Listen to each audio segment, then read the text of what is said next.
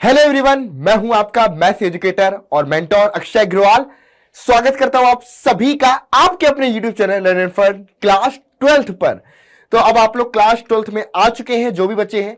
तो अब भाई बारी है कि हम अपनी प्रिपरेशन को बहुत जबरदस्त तरीके से स्टार्ट कर दें। तो हमने बच्चों आप लोगों के लिए क्लास 12th की क्लासेस का पूरा टाइम टेबल, पूरा शेड्यूल आपके कम्युनिटी पोस्ट पर कर हमने डाल दिया था। तो आप में से सभी बच्चे उस टाइम टेबल को फॉलो कर सकते हैं। इन डेज पर आपके किस दिन पर फिजिक्स का लेक्चर आएगा, किस दिन पर केमिस्ट्री का, किस दिन पर बायोलॉजी का, वो सभी चीजें आपको उस कम्युनिटी पोस्ट में देखने को मिल जाएंगी। बाकी और भी किसी भी तरीके की आपको प्रॉब्लम है, कोई चीज इंफॉर्मेशन आपको चाहिए, आपको बिलीवर बैच के बारे में कुछ जानना हो, तो उसके लिए एक डिस्क्रिप्शन बॉक्स में लिंक भी है, या फिर आप कमेंट बॉक्स में लिख करके पूछ भी सकते हैं।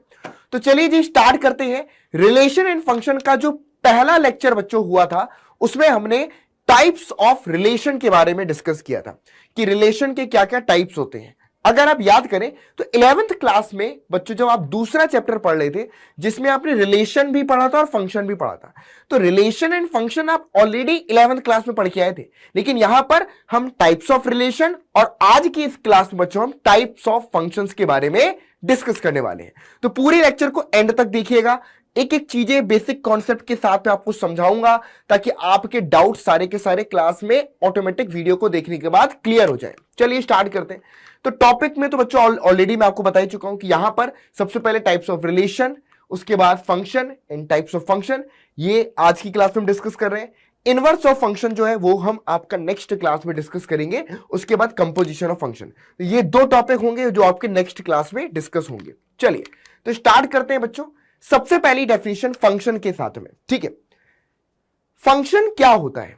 फंक्शन को बच्चों एक ऐसे तरीके से हम समझ सकते हैं कि फंक्शन एक मशीन है, ठीक है। अगर आपसे मैं बोलूं कि सपोज करो आपके पास एक मशीन है, ठीक है, ध्यान समझिएगा, एक मशीन है, यहां से आलू डालो, इधर से सोना निकलेगा।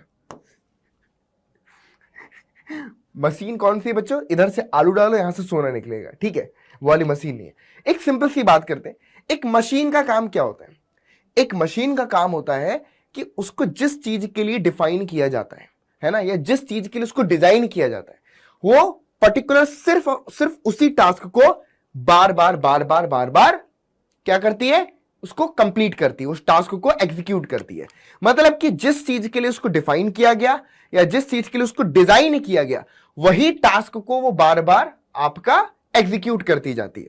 फॉर एग्जाम्पल ये fx, ये जो मशीन आपको दिख रही है, ये एक फंक्शन fx है ना, इसको हमने नाम दे दिया। अभी के लिए मैं इसको बोल देता हूं कि ये फंक्शन है, ठीक है। अब आप इसको मशीन से भी रिलेट कर सकते हो या फंक्शन भी बोल सकते हो, क्योंकि ऑलरेडी आप लोग 11th क्लास में बेसिक कुछ तो पढ़ के आए हो।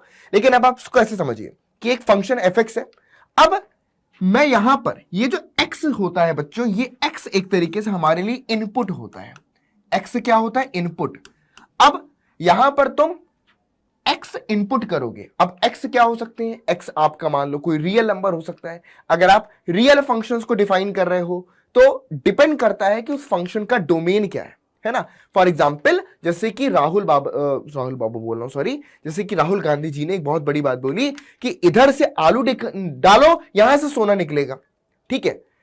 अब इसको पॉलिटिक्स से रिलेट मत करना, मैं ऐसे फन बात कर रहा हूं। मुझे नहीं पता कि वो किसने यह बात बोली थी या नहीं बोली थी, मतलब मैंने ऐसे कहीं सुना तो मैं इसलिए बोल रहा हूं। मतलब एक्चुअल में किसी के अगेंस्ट नहीं हूं, मेरे सबकी पूरे दिल से रिस्पेक्ट है, हर कोई अपना बेहतर कर रहा है, ठीक है। तो मतलब एक इंटरनेट पे बहुत टाइम से एक मीम वायरल था कि मतलब उनमें ऐसा दिखाया जा रहा है कि वो ऐसा बोल रहे हैं, मुझे लगता नहीं कि वो सच है, कि यहां से आलू डालो, यहां से सोना निकलेगा। तो जो आलू यहां से डाले जाएंगे वो क्या है? इनपुट है, ठीक है, वो इनपुट है। जो सोना यहां से निकलेगा वो आउटपुट है। तो हम एक तरीके से वो क्या बोलना चाह रहे हैं कि इस मशीन का जो डोमेन है वो क्या है? इसका डोमेन आलू है और इसका रेंज, यानी कि जो इसका आउटपुट है वही रेंज होती है। तो आउटपुट सोना है, आउटपुट क्या है? सोना है। तो ये बेसिक सी चीज है। सेम कॉन्सेप्ट अप्लाई होता है फंक्शन के साथ में, कि हमने कोई चीज इनपुट करी और जिस चीज के लिए उसको डिजाइन किया गया, डिफाइन किया गया है, वही वो टास्क यहां पर कंप्लीट कर देगी। तो जो इनपुट होता है वो डोमेन हो गया, और जो हमें मिला वो हमारा आउटपुट, यानी कि उसको हम रेंज बोलते हैं। क्या बोलते हैं? रेंज बोलते हैं। फॉर एग्जाम्पल अब मैंने यहां पर मान लो fx इक्वल टू आपका लिख दिया x स्क्वायर। क्या लिख दिया? F x equal to x square लिख दिया, ठीक है, और बोल दिया कि इसका जो इनपुट है वो मान लो आपके नेचुरल नंबर से, इनपुट इसके मान लो बच्चों हमने बोल दिया नेचुरल नंबर से है, ठीक है। अब दिमाग लगाना, अब अगर मैं इनपुट बोल रहा हूं कि इसकी इनपुट नेचुरल नंबर से, तो आपको यहां पर बताना होगा कि आउटपुट से क्या क्या आएगा। मान लो आपने x इक्वल टू 1 इस मशीन में डाला, तो मशीन क्या करेगी, 1 का स्क्वायर कर देगी, तो आउटपुट में आपको यहां से 1 गिर जाएगा, ठीक है। आपने x इक्वल टू 2 पुट किया इसमें, तो मशीन क्या करेगी, उसका स्क्वायर कर देगी, यानी कि आपके पास 4 आ जाएगा। x इक्वल टू आपने 3 इनपुट किया, तो इसने इसका स्क्वायर कर दिया, 9 आ गया। x इक्वल टू आपने 4 पुट किया, तो ये इसको क्या कर देगी बच्चों, 16। अब मान लो आपने x इक्वल टू -1 पुट किया, तो क्या -1 इस मशीन के डोमेन का पार्ट है क्या? क्योंकि हमने लिखा है कि इनपुट सिर्फ और सिर्फ नेचुरल नंबर होने चाहिए, तो -1 नेचुरल नहीं है, तो मशीन कोई आउटपुट देगी नहीं। मशीन इस चीज को क्या कर देगी, रिजेक्ट कर देगी। क्या कर देगी, इसको रिजेक्ट कर देगी, मतलब कहेगी कि ये चीज मेरे डोमेन का पार्ट नहीं है, ये हमारे डोमेन का हिस्सा नहीं है। तो यही प्रोसेस एक तरीके से, यही जो चीज है बच्चों, इसी को हम फंक्शन बोलते हैं। क्लियर है?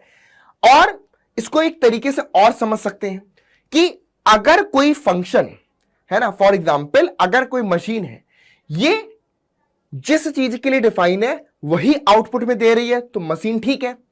लेकिन कभी कुछ और कभी कुछ आउटपुट में दे रही है, कभी कुछ आउटपुट में दे रही है और कभी कुछ आउटपुट में। मान लो एक बार x इक्वल टू 1 डाला तो इसने 1 दे दिया, x इक्वल टू 2 डाला तो इसने 5 दे दिया। अब आप कहोगे यार 1 डालने पर 1 दिया, 2 डालने पर 5 दे रहा है, 3 डालने पर कुछ और दे दिया, तो आप बोलोगे कि मशीन गड़बड़ है। मशीन गड़बड़ है क्यों? क्योंकि वो सही तरीके से या सही चीज एग्जीक्यूट नहीं कर रही। कोई ऐसा रूल नहीं मिल रहा जिसके बेस हम बता सके कि आउटपुट हमें क्या मिलने वाला है, ठीक है। तो बेसिकली यही कॉन्सेप्ट हम आपका मैथमेटिक्स की लैंग्वेज में फंक्शन को समझने के लिए करते हैं। अब फंक्शन यहां पर एक तरीके का एक रिलेशन होता है। फंक्शन क्या होता है बच्चों? फंक्शन भी यहां पर एक तरीके का एक रिलेशन होता है। रिलेशन क्या? दो जैसे सेट के बीच में हम रिलेशन बनाते हैं ना, ए क्रॉस बी, तो एक रिलेशन बनता है कि ए क्रॉस बी के जो भी सबसेट होंगे वो एक रिलेशन होगा। उसी तरीके से फंक्शन भी बच्चों एक ऐसा रिलेशन है, लेकिन ये रिलेशन ऐसा होता है कि एक एलिमेंट एक से ज्यादा एलिमेंट के साथ में रिलेटेड नहीं होगा। मींस आप ये समझिए कि ये बच्चों मान लो आपका एक डोमेन ए है, ठीक है, और एक दूसरा सेट आपके पास मान लो बी है। ये ए और बी हमारे पास दो सेट है। ए में मान लो एलिमेंट है 1 2 3 4 और बी में एलिमेंट है मान लो 2 3 4 5। अब समझिएगा, हमने ए से बी के बीच में एक रिलेशन आर हमने यहां पर मान लो डिफाइन किया है। रिलेशन मान लो ये आर है, ठीक है, ये रिलेशन मान लो आपका एक आर रिलेशन है। वो रिलेशन क्या है? 1 को 2 से मैप कर रहा है, 1 को 3 से मैप कर रहा है, 1 को 4 से मैप कर रहा है, फिर 2 को 2 से कर रहा है, फिर 3 को 4 से कर रहा है, फिर 3 को 5 से कर रहा है। ये तो यहां पर बच्चों क्या हुआ, ध्यान से समझिएगा। 1 2 से भी रिलेटेड है, 1 3 से भी रिलेटेड है। 1 दो अलग अलग एलिमेंट्स के साथ में बच्चों रिलेटेड है। तो यहां पर अगर मैं इसको रिलेशन को एक्सप्लेन करूं तो रिलेशन कुछ ऐसा बनेगा कि 1 कॉमा में आपका समझिएगा 1 कॉमा में 2 या 1 कॉमा में 3, उसके बाद 1 कॉमा में 4। 1 आपके 3 अलग अलग एलिमेंट से रिलेटेड है, और यहां पर 2 कॉमा में आपके पास 2 हो गया, और 3 कॉमा में आपके पास 4 हो गया, और 3 कॉमा में आपके पास 5 हो गया। ये आपका एक रिलेशन है। लेकिन इस रिलेशन में अगर आप ध्यान से देखें तो हो क्या रहा है बच्चों? 1 2 से भी रिलेटेड है, 1 3 से भी रिलेटेड है, 1 4 से भी रिलेटेड है। लेकिन मान लो बच्चों अगर मैं एक रिलेशन यहां पर और डिफाइन करता हूं, ठीक है, ये सेट ए है और एक सेट बी है। अब देखिए एक रिलेशन मैंने यहां पर आपका और डिफाइन किया, इस रिलेशन का नाम मैंने एफ रख दिया, ठीक है, इसको एफ से डिनोट किया। अब इसमें मान लो आपके पास 1 है, 2 है, 3 है, 4 है, और यहां पर 3 है, 4 है, 5 है, 6 है। तो 1 को 3 से मैप किया, 2 को 4 से, 3 को 6 से, 4 को 5 से। अब आप देख सकते हैं कि डोमेन का हर एक एलिमेंट, ध्यान से समझे ना, डोमेन का हर एक एलिमेंट को डोमेन के किसी ना किसी मेंबर से रिलेटेड है। एक बात तो ये हुई। दूसरा कि किस डोमेन के किसी भी एलिमेंट, कोई भी एलिमेंट को डोमेन के एक से ज्यादा एलिमेंट के साथ में रिलेटेड नहीं है। यानी कि 1 सिर्फ और सिर्फ 3 से मैप्ड है, 1 किसी और से मैप नहीं है। 2 सिर्फ और सिर्फ 4 से मैप है, 2 किसी और से रिलेटेड नहीं है। 3 सिर्फ और सिर्फ 6 से रिलेटेड है, 3 किसी और से रिलेटेड नहीं है। और 4 सिर्फ और सिर्फ आपका 5 से रिलेटेड और किसी और से नहीं है। मतलब अगर हमारे डोमेन का each and every element of domain must be related to an element of codomain and no element is related to more than one element, कोई भी एलिमेंट किसी एक से ज्यादा एलिमेंट के साथ में रिलेटेड ना हो, तो ऐसे फंक्शन को बच्चों हम, ऐसे रिलेशन को, इस टाइप के रिलेशन को हम फंक्शन बोलते हैं। मींस यहां पर बच्चों अगर मैं बात करूं कि अगर आप f यहां पर एक्सप्लेन करो तो f एक रिलेशन कैसा बनेगा, ध्यान समझिएगा। 1 कॉमा में 3, ठीक है, 2 कॉमा में 4, 2 कॉमा में 4 और 3 कॉमा में 6 और 4 कॉमा में 5। चलिए, तो ये बेसिकली हमारे पास बच्चों क्या बन गया, दिस इज अवर फंक्शन, इसको हम फंक्शन बुलाएंगे। तो यही डेफिनेशन होती है बच्चों, a relation f from a set A to a set B is said to be a function if every element of set A has one and only one. Note करिएगा, every element of set A has one and only one image in set B. Image का मतलब है कि one किससे related है, तो जिससे related है उसको हम इमेज बोलते हैं, ठीक है। तो यहां पर 1 की इमेज 3 है, यहां पर 2 की इमेज 4 है, 3 की इमेज 6 है और 4 की इमेज आपके पास 5 है। तो एक तरीके से ये इमेज हो गई। और अगर आपसे पूछे कि 3 की प्री इमेज क्या है, तो 3 की प्री इमेज 1 है, 4 की प्री इमेज 2 है, 5 की प्री इमेज 4 है और 6 की प्री इमेज यहां पर आपका 3 है। तो ये डेफिनेशन हो गई बच्चों आपके फंक्शन की। एवरीवन क्लियर है? चलिए, अब इसी तरीके से यहां पर आप देख सकते हैं एक और एग्जांपल कि a को d से मैप कर दिया, तो लिख सकते हैं कि f ऑफ a जो है बच्चों वो d के बराबर है। लिखने का तरीका है यहां पर, अब देखना ये f क्या है बच्चों, एक तरीके से अगर हम देखें तो फंक्शन को रिप्रेजेंट करने का तरीका है कि f from set a to set b, ये एक फंक्शन को डिनोट कर रहा है जहां पर a की इमेज d है और b की इमेज आपके पास यहां पर e है और यहां पर c की इमेज आपके पास यहां पर f है। तो ये बच्चों हमारे पास एक फंक्शन को रिप्रेजेंट कर रहा है। किसको रिप्रेजेंट कर रहा है? एक फंक्शन को रिप्रेजेंट कर रहा है। चलिए, अब इसी तरीके से यहां पर अगर हम देखें, अब देखना इस केस में क्या हुआ, ये केस में जो a है बच्चों वो d से रिलेटेड है, b है आपका e से रिलेटेड है, लेकिन c किसी भी एलिमेंट से रिलेटेड नहीं है।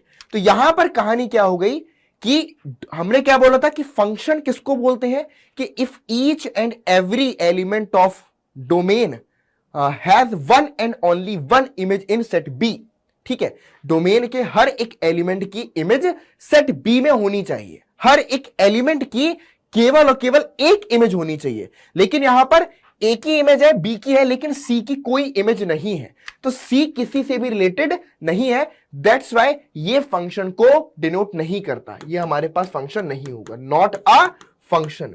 क्लियर है? 11th क्लास में सब चीजें पढ़ी है, तो इसलिए मैं आपको थोड़ा सा फास्ट चीजों को समझा रहा हूं ताकि बेटर आपको आइडिया मिल जाए। This is not a function, ये फंक्शन आपका नहीं है। चलिए आगे बात करते हैं। अब यहां पर अगर आप देखें ए आपका डी से मैप है, ठीक है, तो डोमेन के एक एलिमेंट की इमेज डी है, बी की इमेज ई है और बी की इमेज एफ है। अब यहां पर बी के 2 इमेज हो गई, यहां पर लिख सकते हैं there are 2 image of B. क्या हो गई बच्चों?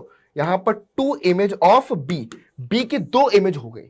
तो इसका मतलब क्या हो गया, अगर बी की यहां पर 2 इमेज है तो ये क्या हो गया, सिंपली ये भी आपका फंक्शन नहीं होगा। This is also not a function, ये भी आपका फंक्शन नहीं है क्योंकि बी की 2 इमेज हो गई, प्लस सी की कोई इमेज भी नहीं है, सी की कोई इमेज भी नहीं है। इसका मतलब 2 तरीके से बोल दिया कि बी के 2 अलग अलग इमेजेस है, इसीलिए भी फंक्शन नहीं बोल सकते, सी की कोई इमेज ही नहीं है, इसलिए भी हम इसको फंक्शन नहीं बोल सकते। ठीक है, चलिए आगे पर बात करते हैं। सबसे पहले अब हम बच्चों बात करेंगे टाइप्स ऑफ फंक्शन के बारे में। ये हमारे पास अब स्टार्ट करने जा रहे हैं types of function.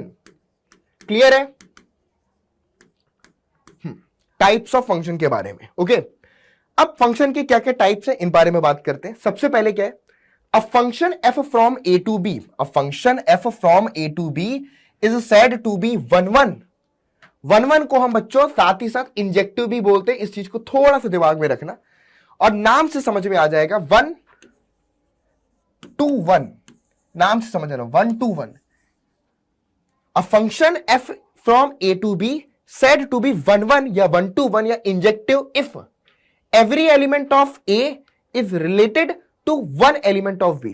Set A का हर एक एलिमेंट सेट B के केवल एक एलिमेंट से रिलेटेड हो। समझ गए? केवल एक से ही रिलेटेड हो। और बोल सकते हैं कि मतलब ऐसे बोल सकते हैं कि every element of set A is related to one element of B, otherwise it will be many one।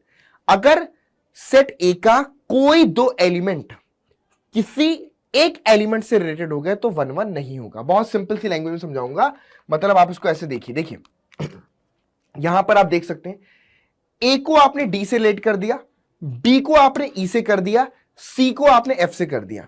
तो ए की इमेज डी है, बी की ई है, सी की एफ है। आप देख सकते हैं कि किसी भी दो एलिमेंट की इमेज यहां पर बराबर नहीं है। कोई भी दो एलिमेंट की इमेज यहां पर बराबर नहीं है। दो अलग अलग एलिमेंट की इमेज भी अलग अलग है। ठीक है, मतलब हम यहां पर बोल सकते हैं कि if f A equal to f B, अगर एफ ए एफ बी के बराबर है तो इसका मतलब यह होगा कि ए और बी एक दूसरे के बराबर हो। 1 1 फंक्शन का मतलब है कि अगर दो इमेज बराबर हो, अगर दो इमेज बराबर है तो वो एलिमेंट भी बराबर होने चाहिए, तब बोलेंगे 1 1। तो यहां पर आप देख सकते हैं ए की इमेज, बी की इमेज, सी की इमेज, तीनों की इमेज आपकी अलग अलग है। दैट्स वाई ये आपका 1 1 फंक्शन है। मतलब कि एक सिर्फ एक ही से रिलेटेड है, अलग कोई भी दो एलिमेंट की सेम इमेज नहीं है। चलिए अब यहां पर देखना, ए की इमेज आपके पास डी हो गई तो एफ ऑफ ए आपके पास यहां पर डी हो गया। उसके बाद एफ ऑफ बी आपके पास यहां पर ई हो गया। सिमिलरली एफ ऑफ सी आपके पास यहां पर ई हो गया। तो आप देख सकते हैं कि F of B equal to है एफ ऑफ सी के। F of B F of C के बराबर है, बट बी आपका सी के बराबर नहीं है, क्योंकि बी और सी दोनों अलग अलग एलिमेंट है। तो इमेज दोनों की सेम है लेकिन एलिमेंट अलग अलग है। तो इसका मतलब क्या हुआ, दिस इज नॉट 1 1, ये आपका 1 1 नहीं होगा। समझ गए? ये आपका 1 1 फंक्शन नहीं होगा। मतलब 1 1 फंक्शन के लिए क्या जरूरी है कि दो अलग अलग एलिमेंट की सेम इमेज नहीं होनी चाहिए। सिंपल सी बात, दो अलग अलग एलिमेंट की सेम इमेज नहीं होनी चाहिए। ऐसे फंक्शन को हम 1 1 फंक्शन बोलते हैं या फिर इंजेक्टिव बोलते हैं। और अगर दो एलिमेंट की सेम इमेज हो जाएगी तो ऐसे फंक्शन को फिर हम मैनी वन फंक्शन बोल देंगे। अगर दो एलिमेंट की सेम इमेज, तो मतलब कि this is not 1 1, so what will be this called, this is called many one function. इसको हम क्या बुलाएंगे बच्चों, मैनी वन फंक्शन बुलाएंगे, मैनी वन फंक्शन। क्लियर? तो ये हमारे पास मैनी वन फंक्शन हो गया। एवरीवन क्लियर है? कोई डाउट यहां पर? ओके, एकदम ओके रिपोर्ट। चलिए आगे बढ़े। हाँ जी, तो बच्चों आप लोग के इंपॉर्टेंट अनाउंसमेंट है कि आज की क्लास में जो भी मैं आपको क्वेश्चंस पढ़ा रहा हूं या जो भी चीजें सिखा रहा हूं, इन्हीं से रिलेटेबल क्वेश्चंस आपको होमवर्क में दिए हैं। जी हां, जो भी पढ़ा रहा हूं इन्हीं से रिलेटेबल क्वेश्चंस आपको नीचे डिस्क्रिप्शन बॉक्स में होमवर्क है, वहां से आपको उस होमवर्क पे क्लिक करना है। आप हमारे ऐप पे जाएंगे जहां पर आपको क्वेश्चंस आएंगे जिनके आपको आंसर करने हैं। तो ये होमवर्क आप लोगों को इसीलिए दिया गया है ताकि आप क्लास में पढ़ने के बाद, चीजों को सीखने के बाद उस होमवर्क के थ्रू अपने आप को चेक कर पाओ कि जो भी आपको क्लास में पढ़ाया जा रहा है क्या वो बढ़िया तरीके से सीखे या नहीं सीखे। इसीलिए वो होमवर्क दिया है। तो जरूर से सभी लोग उस होमवर्क को सॉल्व जरूर करना। ठीक है, चलिए आगे बढ़ते हैं। हाँ जी, तो अब यहां पर एक क्वेश्चन आपके पेपर में आता है कि बच्चों method to check the function 1 1 और नॉट।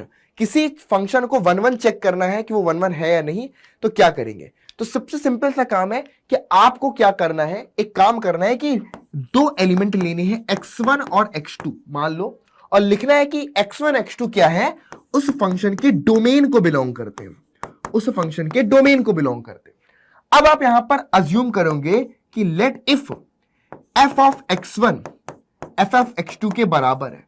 अब आप यहां पर क्या अज्यूम करके चलोगे कि अगर x1 और x2 जो कि डोमेन के मेंबर है, और अगर इनकी इमेज आप बराबर ली आपने कि इनकी इमेज बराबर है, और अगर आपने प्रूव कर दिया अगर आपने प्रूव कर दिया कि x1 x2 के बराबर होगा, तो आप बोलोगे कि f इज 1 1, f हमारे पास 1 1 फंक्शन होगा। f कैसा फंक्शन होगा बच्चों? f आपके पास एक 1-to-1 फंक्शन यानी कि इंजेक्टिव फंक्शन हो जाएगा। क्लियर है? तो अब इसी चीज को अब हम यहां पर प्रूव करेंगे। जैसे कि और एक तरीका भी है, वैसे मैं एक एग्जांपल से क्वेश्चन से समझाता हूं ताकि आप बेटर समझ पाए।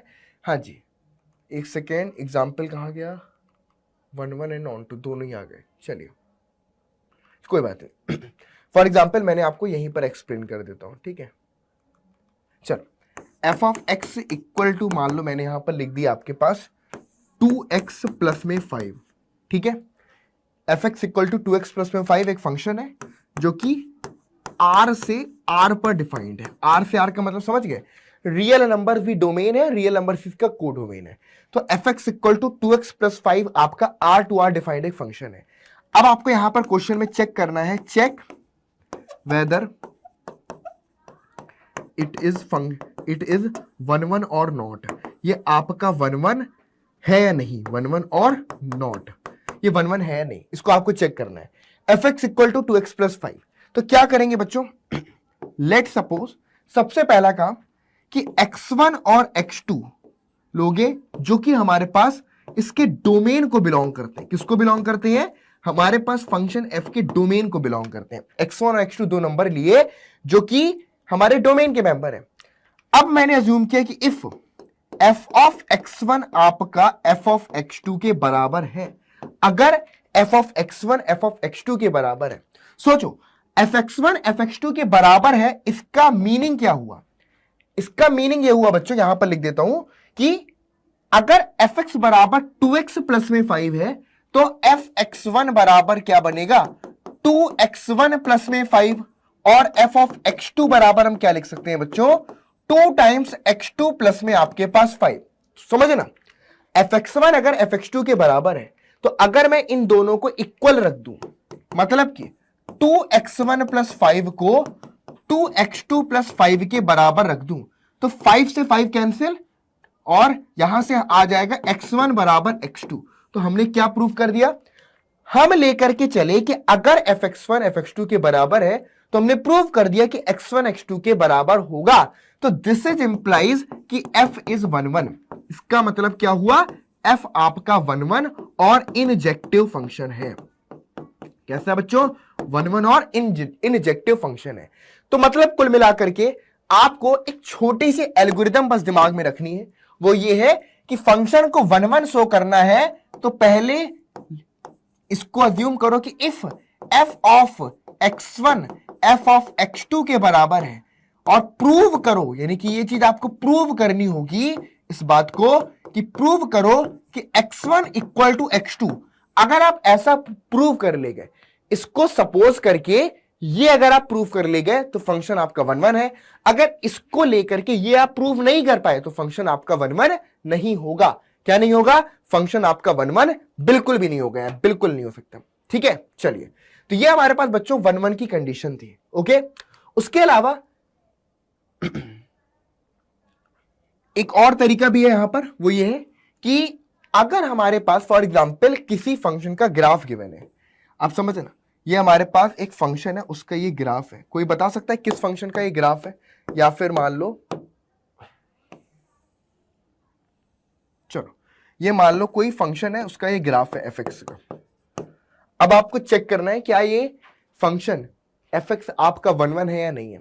तो एक सिंपल सा अप्रोच क्या होता है बच्चों, जैसे कि फंक्शन आपके पास गिवन है, अब आपको चेक करना है ग्राफिकली कि ये फंक्शन है या नहीं। तो आपको कुल मिलाकर के लाइंस ड्रॉ करनी है एक्स एक्सिस के पैरेलल। किसके? एक्स एक्सिस के पैरेलल। और अगर एक्स एक्सिस की पैरेलल लाइन हमारे फंक्शन को दो एक से ज्यादा जगह पर कट करे, जैसे कि इस लाइन ने यहां पर कट किया, यहां पर कट किया, यहां पर इसने किया, इसने यहां पर किया, अगर कोई लाइन एक्स एक्सिस के पैरेलल हमारे ग्राफ को एक से ज्यादा पॉइंट पर कट करेगी तो हम क्या बोलेंगे, नॉट वन वन। हम उसको क्या बोलेंगे बच्चों, नॉट वन वन, मतलब कि मैनी वन फंक्शन। मतलब कि अगर आपने कोई फंक्शन का ग्राफ आपके सामने गिवन है और आपको ये चेक करना है कि ये जो ग्राफ हमको दिख रहा है फंक्शन का, क्या ये वन वन फंक्शन का ग्राफ है, तो सिंपली एक्स एक्सिस के पैरेलल आपको लाइन ड्रॉ करनी है। और अगर वो एक्स एक्सिस के पैरेलल लाइन हमारे फंक्शन को किसी भी जगह पर दो अलग अलग पॉइंट पर कट कर दे, एक लाइन फंक्शन को दो अलग अलग पॉइंट पर कट कर दे, तो इसका मीनिंग क्या निकलेगा कि वो फंक्शन आपका वन वन नहीं है। क्या निकलेगा बच्चों, इसका मीनिंग निकलेगा कि वो फंक्शन आपका वन वन नहीं है। क्लियर है भाई, समझ में आ गई। इसी कॉन्सेप्ट को हम ग्राफिकल नेचर बोलते हैं कि ग्राफिकली हम कैसे चेक कर सकते हैं कि फंक्शन हमारा वन वन है या नहीं है। यह बात क्लियरली समझ में आई, बोलो हाँ या ना, जल्दी से कमेंट बॉक्स में लिख करके बताओ। क्लियर है, हाँ जी पक्का सबको। चलिए आगे बात करते हैं। अब हम दूसरा टाइप बच्चों पढ़ने वाले हैं, जो है हमारे पास ऑन टू फंक्शन। जो सेकेंड टाइप है हमारे फंक्शन का वो है हमारा onto function. Onto function का मतलब यह होता है कि अगर फंक्शन की रेंज उसके को डोमेन के बराबर हो, अगर फंक्शन की रेंज उसके को डोमेन के बराबर हो तो हम बोलेंगे फंक्शन आपका ऑन टू है। या फिर अगर फंक्शन के को डोमेन के हर एक एलिमेंट की प्री इमेज डोमेन वाले डोमेन में है, को डोमेन के हर एक एलिमेंट की प्री इमेज अगर डोमेन में है तो भी हम ऐसे फंक्शन को आपका ऑन टू फंक्शन बोलते हैं। बहुत सिंपल सा है, डेफिनेशन पढ़ लेते हैं। A function f from x to y is said to be onto, उसको हम क्या बोलेंगे बच्चों, ऑन टू बोलेंगे और सर्जेक्टिव बोलेंगे। ऑन टू बोलेंगे या सर्जेक्टिव बोलेंगे if every element of y is the image of some element of x. Every element of y is the image of some element x under f, that is for every element y belongs to y there exists an element in x such that fx equal to y। मतलब कि कोई भी element अगर आपने को domain को उठाया तो डोमेन में एक एलिमेंट ऐसा x जरूर मिलेगा जिसके लिए fx बराबर y हो, तो ऐसे फंक्शन को हम आपका ऑन टू बोलते हैं। ठीक है, यहां पर अब इसको हम ग्राफ से उससे वेन डायग्राम से समझ लेते हैं। फॉर एग्जांपल ये x है और ये आपके पास मान लो सेट y है। क्लियर है, ध्यान समझना। इसमें मान लो हमने रख दिया a b c, इधर रख दिया हमने यहां पर आपके पास 1 and 2, तो a 1 से मैप है, b 2 से है, अब c 2 से है। तो पहले बताइए इज दिस फंक्शन 1 1 और नॉट। अब आपको बताना है क्या ये हमारा 1 1 होगा और क्या ये हमारा ऑन टू होगा, ये दो चीजें बतानी है। ठीक है, फंक्शन है बच्चों ये आपके पास f, ठीक है, from set x to set y। x के एलिमेंट है a b c, y के एलिमेंट है 1 और 2, a की इमेज है 1, b की इमेज है 2 और c की इमेज भी यहां पर आपके पास कितनी है 2। अब आपको बताना 1 1, तो 1 1 चेक करने के लिए आप देख रहे हो कि भाई दो एलिमेंट की b और c है, दो अलग अलग एलिमेंट है, एलिमेंट अलग अलग है लेकिन इमेज सेम है, तो सबसे पहले ये हमारा 1 1 नहीं होगा, मींस दिस इज नॉट 1 1, ये 1 1 तो नहीं होगा। ऑन टू चेक करो। अब ऑन टू की शुरुआत हम यहां से करते हैं। अब देखो ये क्या है बच्चों, देखो x को हम बुलाते हैं आपके पास डोमेन, x को हम क्या बुलाते हैं बच्चों, x को बुलाते हैं डोमेन, और ये जो y है बच्चों इसको हम क्या बुलाते हैं, इसको हम बुलाते हैं कोडोमेन। y को हम क्या बुलाते हैं बच्चों, y को हम बुलाते हैं कोडोमेन। तो आपको कोडोमेन को देखना है और कोडोमेन को देख करके क्या पता चल रहा है कि कोडोमेन का पहला एलिमेंट 1 है, 1 की प्री इमेज क्या है a, दूसरा एलिमेंट 2 है, 2 की प्री इमेज क्या है, 2 की दो प्री इमेज है वो है b और c। मतलब कि कोडोमेन के हर एक एलिमेंट की प्री इमेज हमको डोमेन में देखने को मिल रही है। इसका मतलब क्या हुआ कि ये हमारा एक ऑन टू फंक्शन है। तो yes this is onto, मतलब कि ये जो मैंने यहां पर वेन डायग्राम बनाया ये ऑन टू को रिप्रेजेंट करता है, ये आपका ऑन टू फंक्शन होगा। क्लियर है, तो कुल मिलाकर के यहां पर ये देखना है कि जब 1 1 है तो डोमेन के दो एलिमेंट की सेम इमेज नहीं होनी चाहिए, और जब ऑन टू है तो ये देखना है कि को डोमेन के हर एक मेंबर की प्री इमेज डोमेन में होनी चाहिए। अब यहां पर एक सिंपल सा, और मैं अगर मान लो मैंने यहां पर 3 और ऐड कर दिया, अब बताओ फंक्शन सेम है ना, लेकिन यहां पर 1 2 और 3 है। अब आप देखोगे क्या ये फंक्शन 1 1 है? Yes, this is not 1 1, this is not 1 1। क्या ये अब ऑन टू है? अब देखो यहां पर 1 की प्री इमेज है, 2 की प्री इमेज है, लेकिन 3 की कोई भी प्री इमेज नहीं है। यानी कि अगर मैं 3 यहां पर इंक्लूड कर लूं तब तो ये हमारा ऑन टू नहीं हो रहा। क्यों? क्योंकि 3 की कोई प्री इमेज नहीं है, 3 की कोई भी प्री इमेज नहीं है। लेकिन अगर मैंने थोड़ा सा काम और किया कि यहां पर ए को 1 से मैप किया, बी को 2 से मैप किया, और सी को मैंने यहां पर आपका 3 से मैप कर दिया, तो ए 1 से रिलेटेड, बी 2 से रिलेटेड और सी आपका 3 से रिलेटेड। ठीक है, तो ए 1 से, बी 2 से और सी 3 से रिलेटेड। तो ये आपके पास बच्चों, अब ये फंक्शन अगर आप देखो तो ये 1 1 भी हो जाएगा, ठीक है, और ये हमारे पास ऑन टू भी हो जाएगा, ये हमारे पास ऑन टू। अब एक छोटी सी इंपॉर्टेंट रिजल्ट कि अगर कोई फंक्शन 1 1 और ऑन टू दोनों हो, वो फंक्शन बड़ा इंपॉर्टेंट होता है। मतलब अगर कोई फंक्शन 1 1 भी है और ऑन टू भी है, ऐसे फंक्शन को प्यार से रखना चाहिए, क्योंकि ये वो फंक्शन है जो इन्वर्टिबल फंक्शन होता है। इन्वर्टिबल मतलब कि जिसका हम इनवर्स निकाल सकते हैं, जिसका हम इनवर्स फंक्शन फाइंड कर सकते हैं। और आपके सिलेबस में इनवर्स फंक्शन है ना, तो वो जो इनवर्स फंक्शन हम पढ़ेंगे आगे पर, वो यही कॉन्सेप्ट होगा कि फंक्शन आपका 1 1 एंड ऑन टू दोनों होना चाहिए। अगर 1 1 ऑन टू फंक्शन है तो हम उसका इनवर्स डिफाइन कर सकते हैं, और इनवर्स नथिंग बट अभी x2y आपने फंक्शन डिफाइन किया है। कहां से? अभी फंक्शन आपके पास x2y डिफाइन किया है, उस केस में इसका इनवर्स फंक्शन g y से x पर डिफाइन होगा। ठीक है, मतलब हम सेम प्रोसेस रिवर्स में चलेंगे कि g1 की इमेज a है, g2 की इमेज b है, g3 c है, तो ये हमारा इनवर्स फंक्शन हो जाता है। Is it clear? तो बेसिकली यही चीज हम आपका इनवर्स फंक्शन में पढ़ते हैं। तो समझ में आ गया बच्चों 1 1 का मतलब क्या होता है, ऑन टू का मतलब क्या होता है, और देखते हैं। हाँ जी, नोट है बच्चों यहां पर, जैसे कि मैंने आपको बताया कि range of f equal to y, range of f हमारे पास वाई के बराबर है। तो इसको एक ऐसे चीज से समझ लेते हैं बच्चों, जैसे कि फॉर एग्जांपल ये आपके पास एक्स है, ठीक है, और ये आपके पास वाई है। मैंने अभी बनाया फॉर एग्जांपल, इसमें ए बी सी है, इसमें 1 2 एंड 3 है। अब दिमाग लगाना, अगर ए को 1 से लेट कर दिया, बी को 2 से कर दिया, सी को 2 से कर दिया, तो अगर मैं आपसे पूछूं कि रेंज ऑफ एफ बताइए, एफ की रेंज क्या होगी, तो रेंज ऑफ एफ आप बोलोगे सिर्फ 2 एलिमेंट आ रहे हैं, मतलब कि को डोमेन के सिर्फ वो एलिमेंट जिनकी प्री इमेज एग्जिस्ट करती है, सिर्फ वही हमारी रेंज के पार्ट होंगे। तो रेंज ऑफ एफ हमारे पास यहां पर 1 कॉमा में 2 हो गया, ठीक है। लेकिन अगर आपसे मैं पूछूं कि को डोमेन ऑफ एफ क्या हो जाएगा, को डोमेन ऑफ एफ क्या हो जाएगा, तो को डोमेन में तुम 1 2 एंड 3 लिखोगे। और अगर मैं आपसे पूछूं डोमेन ऑफ एफ क्या होगा, डोमेन ऑफ एफ क्या होगा, तो आपका आंसर ए बी एंड सी होगा। ठीक है, ये चीज क्लियर हो गई कि रेंज क्या होता है, कोडोमेन क्या होता है और डोमेन क्या होता है। ठीक है, अब आप यहां पर देख सकते हैं कि रेंज जो है वो कोडोमेन का एक सबसेट है, रेंज यहां पर कोडोमेन का एक सबसेट है। लेकिन अब मैंने यहां पर एक और फंक्शन डिफाइन किया, from x to from y. अब देखना, यहां पर ए बी सी है, यहां पर 1 2 एंड 3 है, ए को 3 से, बी को 1 से और सी को 2 से मैप किया।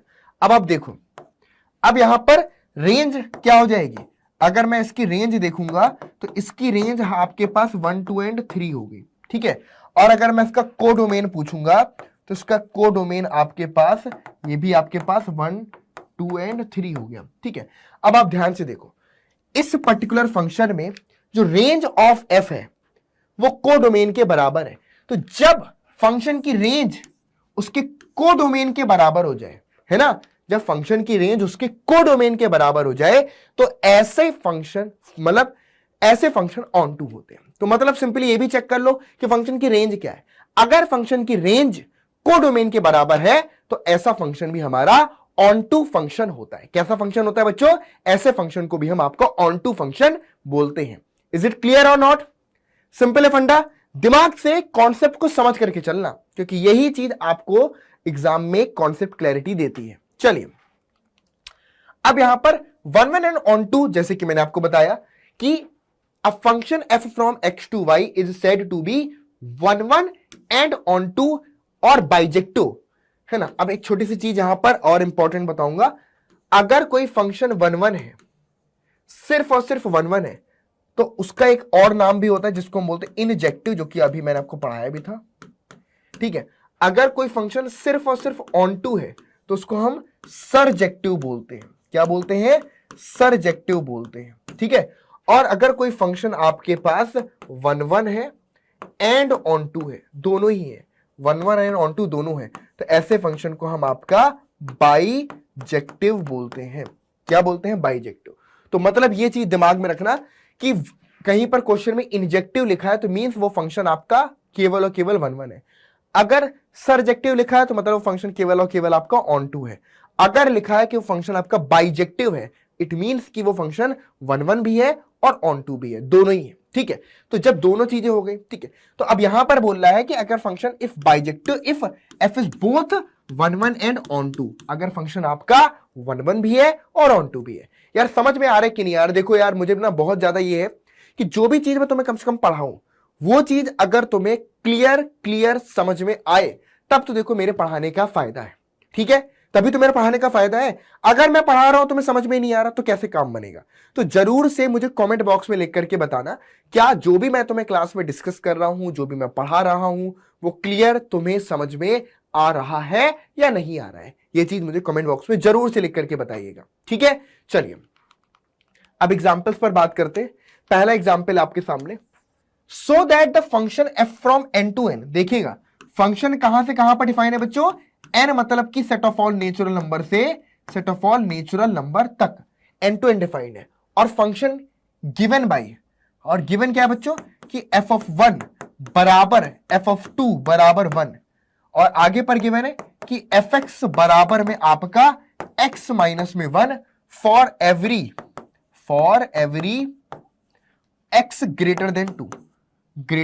तो देखना यहां पर दे रखा है कि वन और टू की जो इमेज है वो वन है, और उसके बाद दो से बड़ा कोई भी एलिमेंट है, दो से बड़ा कोई भी एलिमेंट है, उसकी इमेज एक्स माइनस वन के बराबर है। समझ गए? दो से बड़ा कोई भी है, उसकी इमेज एक्स माइनस वन के। मतलब कि अगर मैं आपसे पूछूं कि एफ ऑफ थ्री क्या होगा, तो F of three minus one यानी कि टू के बराबर। एफ ऑफ फोर क्या होगा, तो F of four minus one यानी कि आपके पास थ्री के बराबर। क्लियर है? अब आपको बताना है क्या ये function, is this function is onto but not one one. आपको क्या शो करना है कि ये फंक्शन आपको ऑन टू तो है लेकिन वन वन नहीं है। ठीक है जी, क्या शो करना है बच्चों?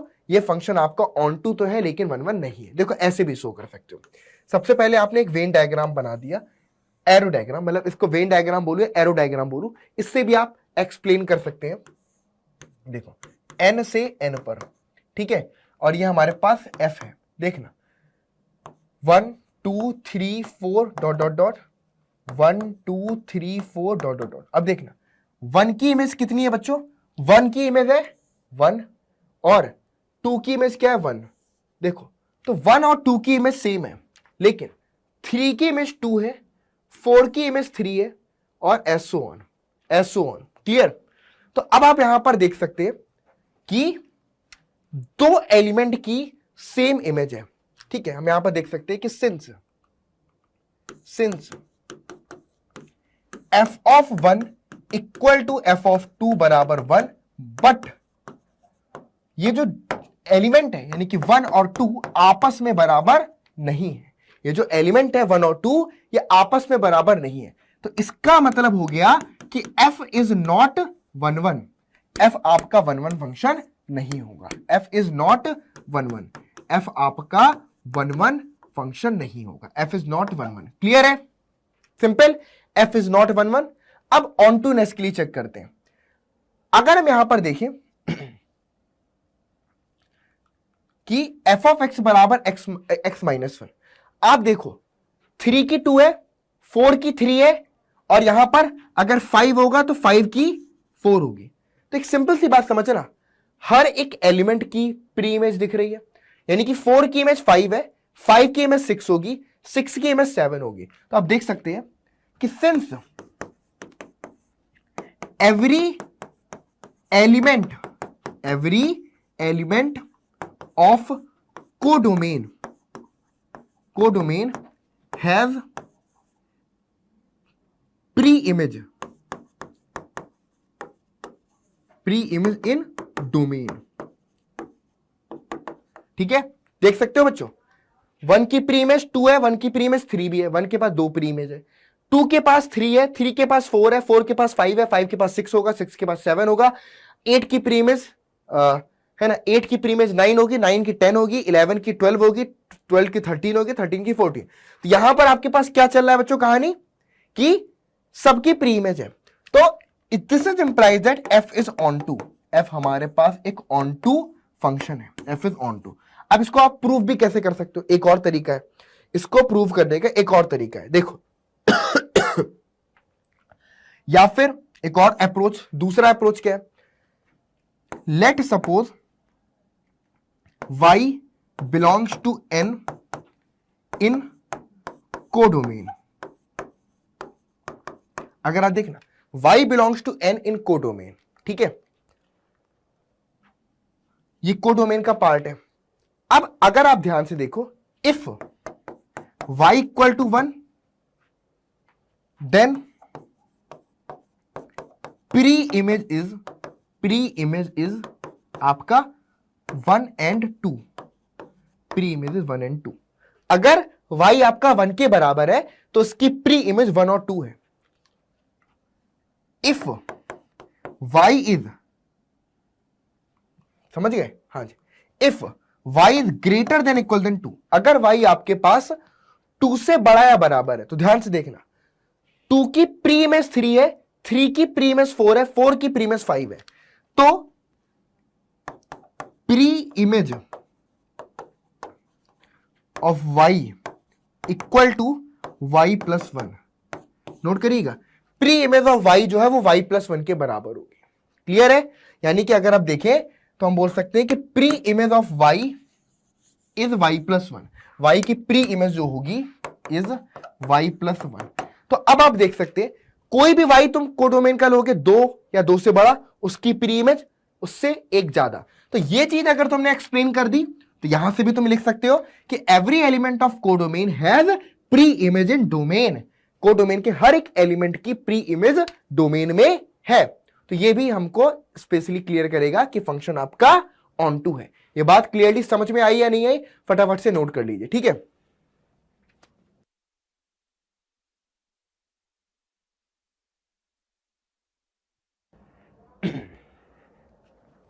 चलिए आगे बात करते हैं। अगला क्वेश्चन है हमारे पास, so that the function f from r to r defined by fx equal to x square is neither 1 1 nor onto. अब समझे ना, r से r पर डिफाइंड है फंक्शन, कहां से कहां पर बच्चों, r से r पर डिफाइंड है, और f of x equal to x square है। तो सबसे पहली condition, f is not 1 1, f आपका 1 1 नहीं होगा। क्यों? f is not 1 1 because f of -1 equal to f of 1 equal to 1। समझ गए, -1 का स्क्वायर भी 1 आएगा, 1 का स्क्वायर भी 1 आएगा, बट आपको पता है कि -1 आपका 1 के बराबर नहीं है, -1 आपका 1 के बराबर नहीं है। तो -1 जब 1 के बराबर नहीं है तो हम क्या बोलेंगे कि ये इसका दिस इज नॉट 1 1, फंक्शन आपका 1 1 नहीं होगा। ठीक है, अब दूसरा केस देखते हैं, f is not onto, f is not onto, f आपका ऑन टू भी नहीं होगा। इसका रीजन क्या है बच्चों? Because fx equal to x square है। आपको पता है कि since x square is always greater than equal than 0, x square हमेशा 0 या 0 से बड़ा होता है। ठीक है, एक्स स्क्वायर हमेशा 0 या 0 से बड़ा होता है। इसका मतलब क्या होगा बच्चों, जो रेंज ऑफ एफ होगी, जो रेंज ऑफ एफ होगी वो 0 टू इंफिनिटी हो जाएगी। समझ गए, रेंज ऑफ एफ आपके पास 0 टू इंफिनिटी हो जाएगी। रेंज ऑफ एफ क्या हो जाएगी बच्चों, 0 to इनफाइनाइट। तो इसका मतलब क्या हो गया कि रेंज जो है आपका, range of f not equal to, क्योंकि हमारे पास ये क्या है बच्चों, ये हमारा कोडोमेन है, ये हमारा कोडोमेन है। तो आप देख सकते हैं कि range of f not equal to codomain, ये हमारे पास कोडोमेन के बराबर नहीं है। तो implies that f is not onto. इसका मतलब क्या हुआ, एफ आपका ऑन टू फंक्शन नहीं होगा। क्लियर है, एफ आपका ऑन टू फंक्शन नहीं होगा। इस चीज को नोट कर लीजिए, बहुत सिंपल है, ठीक है। तो ऐसे क्वेश्चंस आपके पेपर में पूछे भी जाते हैं। तो अभी ये हो गया। अब इसी तरीके से क्वेश्चन आपके पास कि so that f from n to n given by n to n एक फंक्शन गिवन है, fx equal to x plus 1 if x is odd और fx equal to x minus 1 if x is even, is both 1 1 and onto. ये आपका 1 1 भी है और on to भी है, ठीक है। तो अब इस क्वेश्चन को मैं करवाऊं कि आप लोग के लिए करने के लिए दूं, बताओ। इसको मैं करवाऊं कि आप लोग को करने के लिए दूं, एक बार ट्राई करोगे? चलो, तो इस क्वेश्चन को आप लोग एक बार खुद से ट्राई करना, नहीं तो अगली क्लास में मैं आपको इसको करवाऊंगा, ठीक है। नेक्स्ट क्लास में इसको मैं आपको करवाऊंगा। तो एक बार इस क्वेश्चन को आप लोग खुद से जरूर से ट्राई करिएगा और कमेंट बॉक्स में बताना कि ये क्वेश्चन आपका सॉल्व हुआ कि नहीं हुआ। ये क्वेश्चन आपका प्रीवियस ईयर में आया हुआ क्वेश्चन है, प्रीवियस ईयर्स में ये वाला क्वेश्चन आपका आया हुआ है। क्लियर है? चलिए, तो बच्चों ये क्वेश्चन को होमवर्क के तौर पर दे रहा हूं, और उसके अलावा होमवर्क की पीडीएफ एक तो आपके नीचे डिस्क्रिप्शन बॉक्स में पड़ी है, जिसमें कुछ मल्टीपल चॉइस क्वेश्चंस आपको दिए हैं। उन क्वेश्चंस को आपको सॉल्व करके आंसर्स करने हैं, और एमसीक्यू टाइप के क्वेश्चन तो जरूर से सॉल्व करिएगा। तो देखते हैं कि जो भी आपने आज की क्लास में पढ़ा वो कितना समझ में आया, उसके लिए वो होमवर्क है। चलिए, तो मिलते हैं बच्चों नेक्स्ट क्लास में, तब तक के लिए गुड बाय। चैनल को सब्सक्राइब करना बिल्कुल ना भूलें, वीडियो को लाइक और शेयर जरूर से करिएगा। Thank you so much to everyone.